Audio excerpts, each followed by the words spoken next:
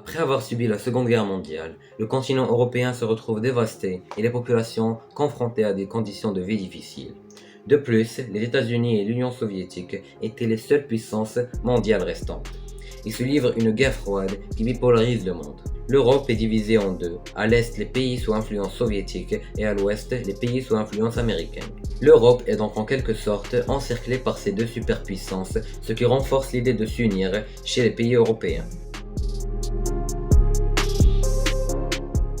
En 1951, 6 pays européens, à savoir l'Allemagne de l'Ouest, la Belgique, la France, l'Italie, le Luxembourg et les Pays-Bas, se sont réunis à Paris pour signer le traité fondateur de la Communauté européenne du charbon et de l'acier. Cette communauté avait pour objectif principal de créer une union économique visant à favoriser la coopération et la paix entre les nations européennes.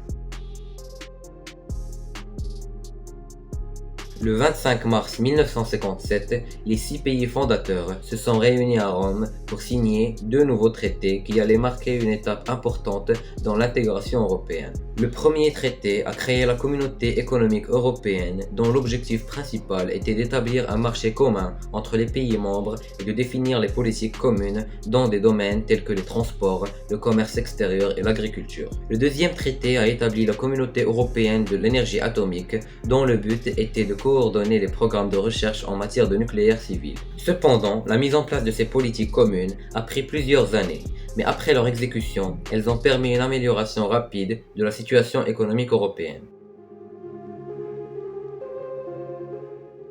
Le développement économique incroyable de la communauté européenne attire plusieurs pays qui souhaitent rejoindre l'Union. En 1973, le Danemark, l'Irlande et le Royaume-Uni ont adhéré à la communauté européenne et ont participé à la création du Conseil européen. Ce dernier est une institution composée des dirigeants de chaque pays membre qui se réunit au moins 3 fois par an pour décider des orientations politiques et stratégiques de la communauté européenne. En 1981, la Grèce a rejoint la communauté européenne après avoir réussi à se débarrasser de la dictature qui avait gouverné le pays pendant près de 7 ans. L'année d'après, le Groenland qui appartient au Danemark choisit de quitter la communauté. En 1984, estimant qu'il ne bénéficie pas suffisamment des privilèges de la communauté européenne, le Royaume-Uni a négocié pour obtenir un rabais de sa contribution au budget européen. Cette demande sera acceptée, mais causera par la suite des tensions entre le Royaume-Uni et les autres membres de la communauté. En 1986, l'Union européenne s'est agrandie avec l'adhésion de l'Espagne et du Portugal,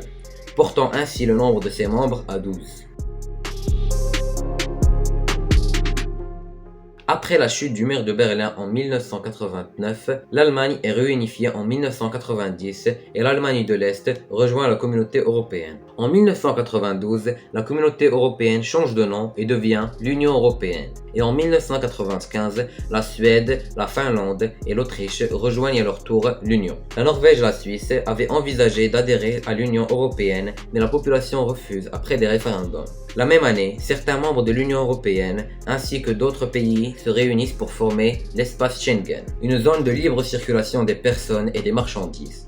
Cet accord est expliqué en détail dans une vidéo que j'ai fait précédemment, le lien est en description. En 2004, 10 pays intègrent l'Union européenne. La même année, les chefs d'État des pays membres de l'Union européenne se réunissent à Rome pour se mettre d'accord sur un traité constitutionnel qui remplacera les précédents. En 2007, la Roumanie et la Bulgarie adhèrent à l'Union européenne. Toujours en 2007, les 27 dirigeants des pays membres se réunissent à Lisbonne pour signer un traité qui a pour but d'améliorer le fonctionnement de l'Union européenne et de la réorganiser après l'élargissement. Enfin, la Croatie rejoint l'Union en 2013.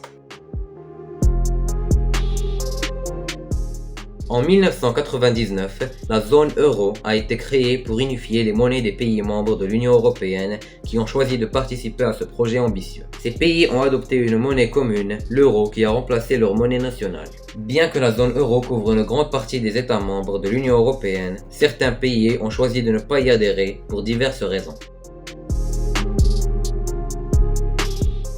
En 2016, le Royaume-Uni organise un référendum et la population britannique décide de quitter l'Union européenne. Le pays négocie avec le reste des membres de l'Union et la quitte officiellement en 2020. L'Union européenne compte actuellement 27 États membres avec une population d'environ 450 millions d'habitants, répartis sur une superficie de plus de 4 millions de kilomètres carrés. De nouveaux pays souhaitent rejoindre l'Union, mais sont toujours en négociation.